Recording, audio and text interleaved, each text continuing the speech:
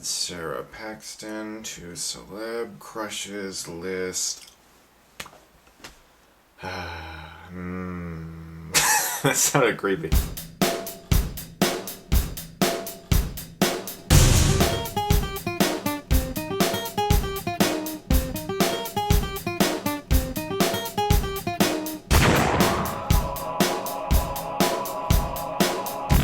So you guys voted on my Facebook. It was between this movie and Big Miracle, and you guys picked this movie. Did you make the right decision? Stay tuned. The Innkeepers is directed by Ty West. Now, he's made some low-budget horror films in the past, largely independent, and a lot of them have been really popular with certain people. However, his films haven't really reached a mass audience because they're different, they're unique, and they're original. To most audience members, that's a little weird.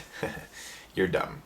Just kidding. It's about these two workers who work for an inn that is going to be shutting down very soon. Sara Paxton and Pat Healy play these two characters. The guy runs a paranormal website where he tries to find proof of scary and weird things that exist in the world. And Sara Paxton's character is just really interested in that whole idea of discovering things and finding things and the whole mystery behind it and hopefully being able to find proof of some kind. And we follow her on a very strange night throughout this hotel as she encounters and experiences very strange things. I like this movie, and I'll explain why, because a lot of audience members have had problems with this movie, and I completely understand why. If you go into this film expecting it to be Insidious, expecting it to be The Woman in Black, you will be disappointed because it's not. This film has a lot of character development, and when I say that, I mean that some people may be bored by that. They may feel like, where's the scares? We want more people grabbing shoulders and loud music that doesn't actually build to any type of thing. We want more jump scares. That leads me to something I really liked about this movie. There really are no jump scares. Now, I'm not saying the movie isn't frightening at all. I'm saying that the composer for the film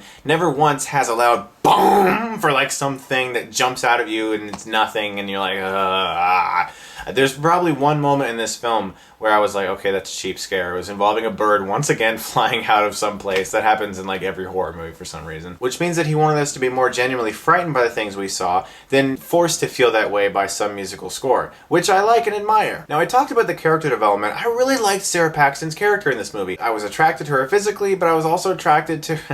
I was attracted to her. Sara Paxton. Yes.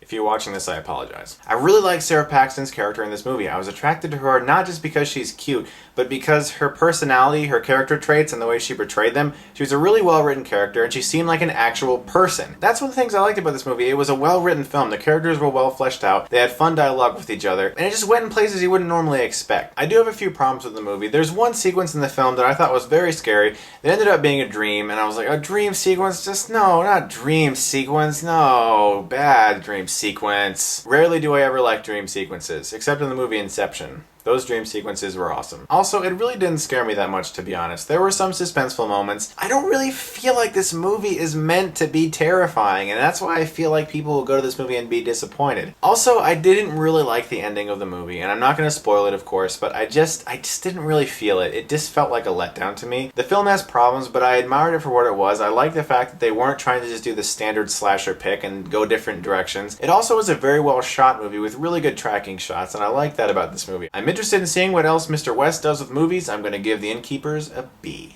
So I'd like to know, what's your favorite independent, low-budget scary movie? You know, not just some big thing. And guess what? Halloween counts. It does, because that is an independent movie. The Innkeepers is in select theaters right now, available on demand and for rental on iTunes. If you like this review, you can subscribe to my channel and get Stuckmanized.